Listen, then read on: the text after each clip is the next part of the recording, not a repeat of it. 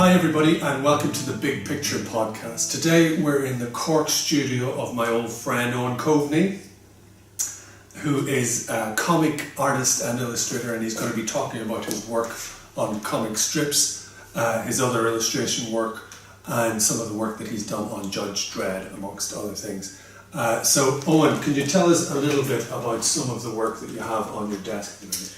Yeah, sure, PJ. This is a page from a series that I did for 2000 AD last year called The Alienist. It's a paranormal story, an ongoing series set in the Edwardian era about two paranormal investigators, Madeleine Vespertine, the alienist of the title, and her sidekick, who was Sebastian Weatherall, who's really a stage magician and a fraud, basically. She employs him, she calls him her human pet.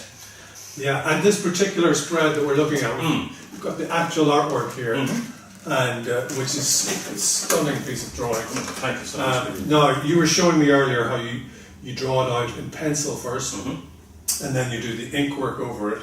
If we compare the artwork with the final comic here, I work traditionally, and that means I draw it on paper, unlike a lot of comic artists nowadays who work exclusively digitally. I can see the attraction because it's a lot faster, but I still prefer working on paper for many reasons. The feedback I get from real paper, graphite, the feeling of the dip pen on paper, and also I think inking is really a craft that I'm still learning.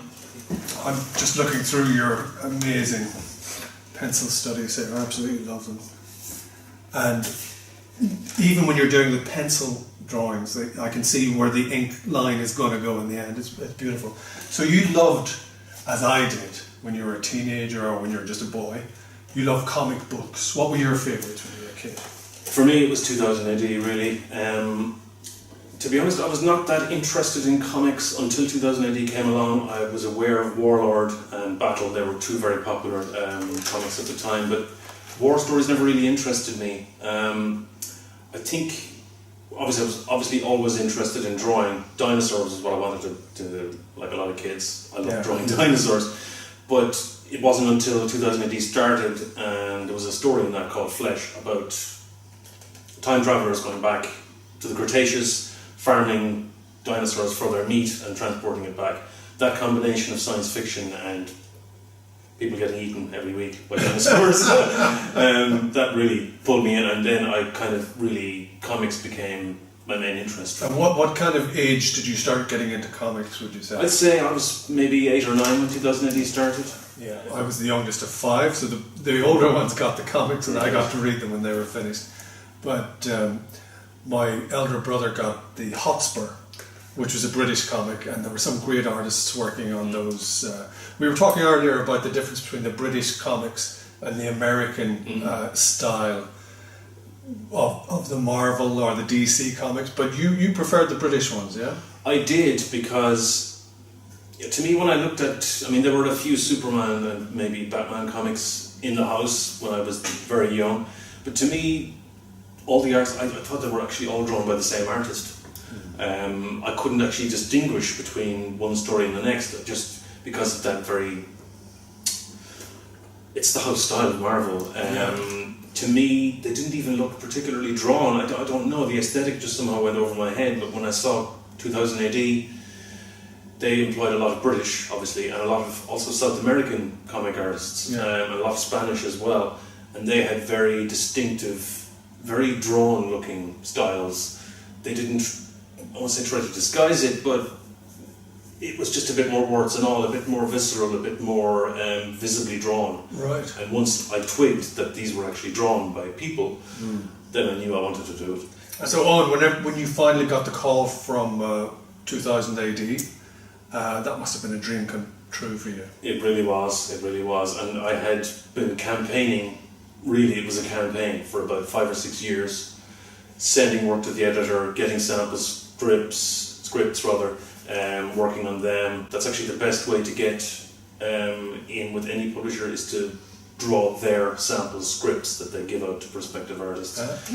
Oh, really? Yeah, if they think you have show promise, they will send you a sample script, and But before you get to that point, you got to send them lots of your drawings, yeah, and then they you might have send to you a prove sample script to them that at least you have the prospect of becoming professional. Yeah. Would you? When I was a kid, I used to copy sections of the comics. Would that be something that you would have done? Absolutely. I copied particularly Brian Bolland and Steve Dillon. I copied them quite obsessively, and I've taught a few comic workshops, and I always say you should copy. To anyone who wants to learn, definitely copy. Yeah. You learn a tremendous amount from copying Yeah. other artists' work in terms of the decisions they make, their design choices, what they draw and what they leave out. There's a huge amount to be learned there. It's a great way to, when you're getting started, then obviously after a while you stop copying. You do, because and you develop your own style. You do, definitely. I mean, and apart from the comic strip work that you've done there, you've done some really interesting work to do with the 1916 Rising. You did a whole series of illustrations. Yes. Tell me about those, will you? Yeah, absolutely. It was a film production company based in Birr, Hello Camera Productions, got in touch with me last year, so there was a long lead into this. The Offaly County Council commissioned them to make a documentary, 20-minute documentary, and they wanted to embellish the story with illustrations done in, I suppose you could say, the comic strip style. Well, they do bring it to life amazingly well, and I was really struck by the incredible perspective. Do you use you like to use a low down perspective? What effect does that have? It makes things more dramatic? Absolutely, great question. I've said this so many times. If you want to make something look dramatic, you just put the camera very low to the floor. Like when Darth Vader walks on the set in Star Wars, camera's on the floor. Right. It's the best way to make him look more intimidating. Makes it look more intimidating, more all-encompassing, more. It also makes scenery more dramatic, especially if you're looking up and you have converging lines. But it makes the work harder for you because we can see the ceiling here and we can see the ceiling falling down. To do work like this, you can't be afraid of hard work. Definitely no. There's nowhere to hide really with that kind of work. You have to know your stuff, and you can't hide behind it. Yeah. Not everyone can draw it, but everyone can see if it's not right. Absolutely, we're all experts. Everybody's an expert in what a face looks like, how body language works, and everyone can pick up on something when it doesn't look right. I'm a big believer in research, especially when it comes to something historical.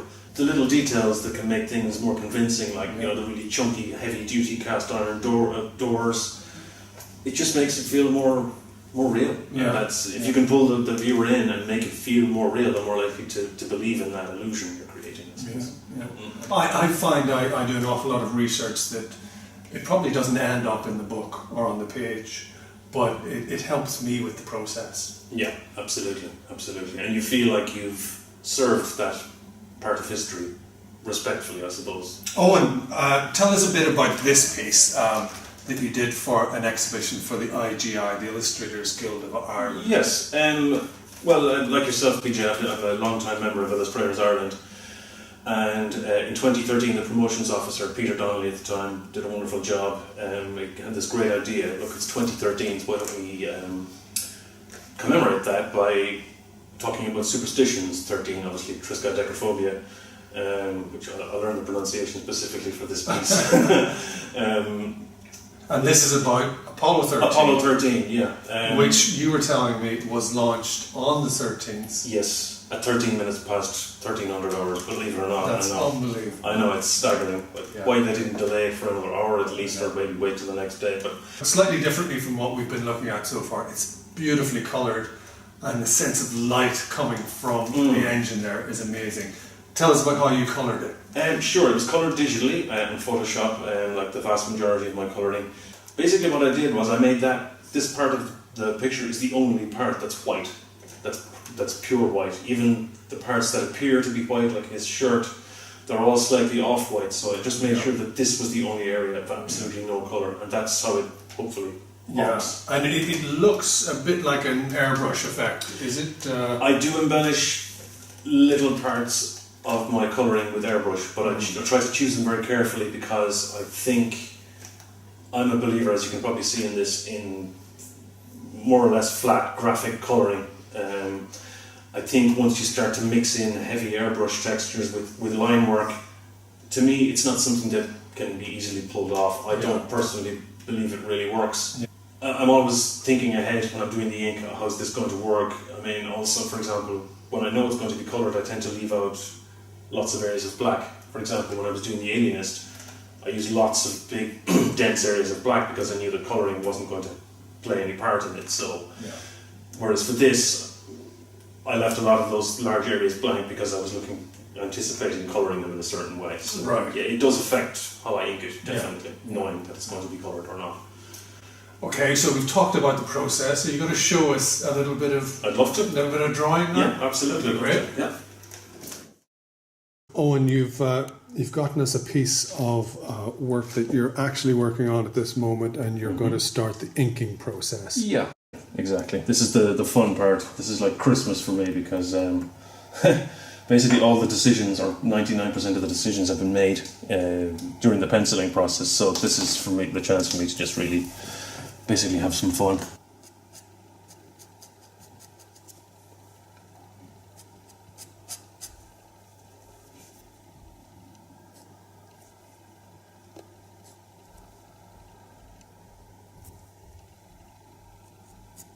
Tell us what's happening in this frame. It's a sort of a space saga. Yeah, it's an attack on a space station by a certain faction, shall we say. Okay. And that particular spaceship, is that a goodie or a baddie in that? The one I'm doing right now is the goodie. Right. Although this story does blur the lines between what actually a goodie and a baddie sort of really is. Yeah. Which is one thing that's actually very funny about it. It's a great script. Also written by a Cork man, actually. Oh, really? Yeah, it's the first time, as far as we're both aware, that an all Cork team will have worked on a 2000 story, so it's fairly momentous. Well, what's his name? Rory McConville is his name. Really, Cool. really talented up and coming writer, based in Vancouver at the moment. I've always said that comics, at least the kind of comics that I do, is a very deliberate kind of an art, but so everything, all the decisions are sort of nailed down, but occasionally I can find myself improvising a little bit when it comes to the inking, but I generally stick very much to the pencil. Yeah.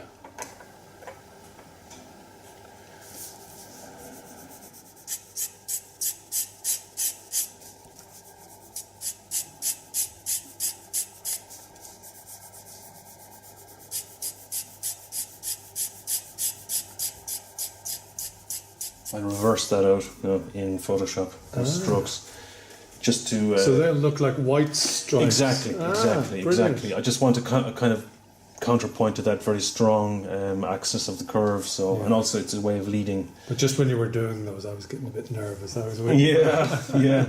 It's a big splatter. It's a way of leading the eye from this panel, which I've covered, down to the next one. So much of comics, like any... composing any picture, it's about it leading the eye as much as anything else, trying to make the viewer look where you want them to look, to direct the eye, as it were. Well, it's a bit like film directing, isn't it? Absolutely. In some ways. And you worked as a storyboard artist as well. I did for a good few years. Yeah, I've done some film concept work as well. Certainly something I'd like to do more of in the future. A very famous Scottish comic artist, Frank Quitely, said when you're working on a film, you're just one tiny cog in a very big machine, whereas when you're drawing a comic, you're sort of, you've got sole creative, artistic control. Just make sure I'm not putting my hand in any of the wet patches. Oh yeah. Yeah, because that's what happens to me most often. Little smudges, but usually they're just small mistakes. So.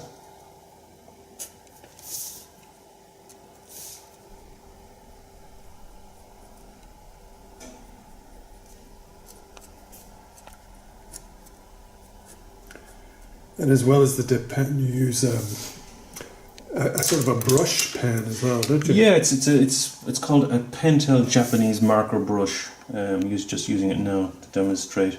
Right. It's got a very flexible tip.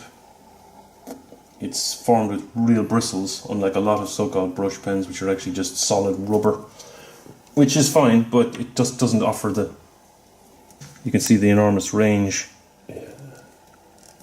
of thicknesses. Yeah, that's lovely. You could just show us how the dip pen nib fits into the pen holder. Absolutely. There are wooden ones. I like these particular ones because they're plastic. The wooden ones they have a varnish that comes off with age. So I like this particular one. It just slots in like this, and you have a nice secure housing. And that's basically it, really. Yep. Comics is a very kind of a punchy medium. Yeah. If it isn't punchy, it tends to look sort of flat. And the kind of strokes you're using, you're doing them quickly, and they have a lot of energy about them. Exactly, energy. That's the word. Exactly. There has to be an energy to make it pop. Okay.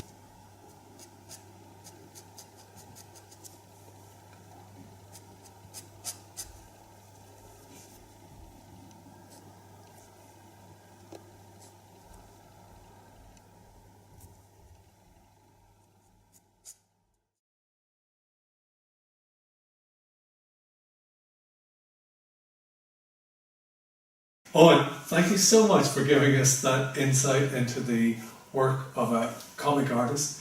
And for people who are interested in seeing more of your work, where can they see it online? Yeah, at my website, eoincoveney.com, and also I'm on illustratorsireland.com. And they can buy 2000 AD as well. They can, from Forbidden Planet, Eason's, Porter's, most good news agents stocked. Thanks so much, Owen. Thank you, PJ.